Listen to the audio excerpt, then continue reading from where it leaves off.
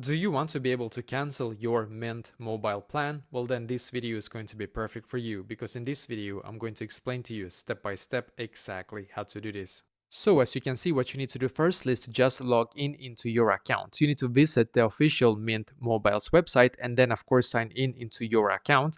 And when you have done so, you need to then go into your account settings. So click on Manage Plan or settings in your dashboard, and then you need to actually find where it says cancel auto renewal, as you can see. So if you're on an auto renewal plan, disable it then to stop all the future charges. So this is basically exactly how you stop Mint Mobile from continuously like charging you. So you need to basically just turn off your auto renewal plan if you have it. I also pretty much like to everybody, I would say that it's very important that you also contact the Mint Mobile support. So you can call them at this number right here. As of right now, at least this is when I record, this is their official like customer service number, or you can use the online chat also to request cancellation. But if you can, just call them and say that you want to be able to confirm that you want to be able to cancel it, basically, because then it's not going to be anything like wrong, most likely, right?